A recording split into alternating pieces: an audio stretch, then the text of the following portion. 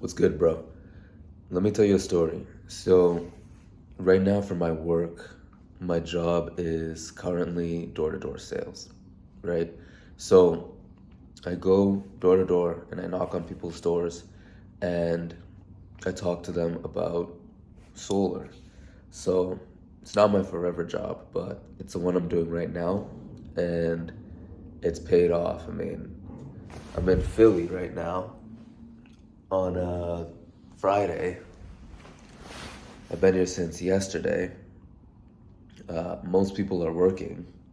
I worked before I came here, and then I just took a little break, and that's the freedom that I get from this job. But back to my story. When I first started, I, like everyone else that does a job like this, had so much anxiety around being on the doors, as they would call it. So I remember the person who mentored me when I first started this job, my boy Lewis, talked to me on the phone all the time, and he would kind of help me be able to get out of the car door. He'd help me to be able to get out there on the doors and just be there in general. So I remember one day I was in Lowell where I knock, and I'm just there in my car, and it's so funny because the situation in my car was actually rough. It was July, maybe August. I was in my dad's car, driving my dad's Mercedes, and his car had no AC. So in Massachusetts, it's like 90 degrees, and I'm just sitting in the car. I'm sweating,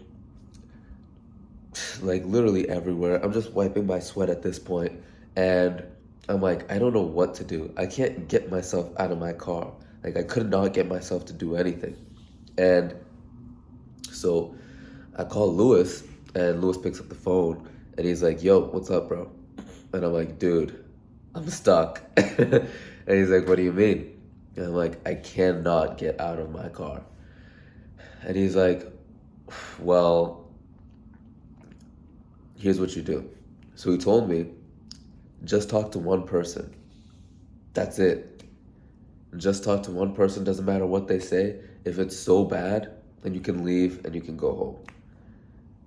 But more than likely, you'll find out that it's not that bad. And so after his little pep talk, I was like, you know what? I'm just gonna try it. So I get out of my car, I wipe off the sweat, and then I go find somebody to talk to, just one person. And after I find that one person, I was like, yo, this wasn't that bad. And so I went and talked to like one or two more people. And eventually I went home early, but I realized that I made it out to be a lot worse in my head than it was in reality. So here's two ways to get yourself to do anything you want. The first way is the just one method. So I would tell this to my boy when he was trying to get himself into the gym and trying to get himself to work out. I'd be like, dude, you don't have to do a whole workout. All you have to do is just one. Even if you get yourself in the gym and you do one push-up, you can leave. No one's keeping you there, but you're one step closer to your goal. So just focus on doing just one. There's so many times where I don't want to stretch in the morning. I don't want to journal. I don't want to record a video.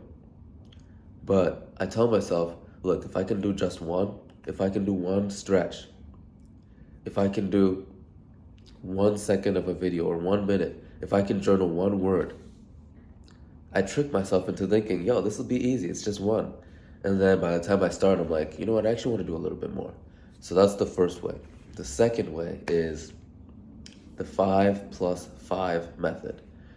So this one is kind of similar, but it works on a time basis instead of a numerical basis. So what do I mean by that? Let's say there's a task you don't want to do, like cutting the grass, or for example, let's say you trade and you don't want to trade on the computer, or you don't want to read, you don't want to learn, you don't want to wash the dishes. Set a timer for 5 minutes. Because here's the reality. We trick ourselves into thinking something is a lot worse in our head than it is in real life. And nothing is really that bad for just 5 minutes. I remember when I used to work at Starbucks, and we would have the toughest shifts sometimes. Just like making coffee, and it's like never ending. But 5 minutes would always seem to pass like this. Even when it was the worst day ever, 5 minutes was like this. No matter what job I did, 5 minutes never seemed to be the worst thing ever. Nothing is unbearable for 5 minutes. So the other day I was trying to wash the dishes and I did not want to wash the dishes. But I was like, let me just start. And by the time 2 minutes had rolled around, I was already in the motion of doing the dishes. I just said, fuck it, I'll finish them.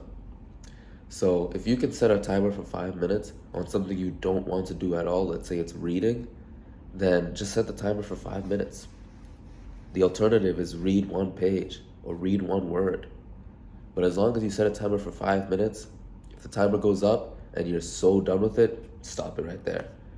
But more than likely you'll find it wasn't even that bad. So set another 5 minute timer. That's where the +5 comes in. And then you'll find out that you can actually do this thing. And now that you've started, you can keep going. The hardest step is always from 0 to 1.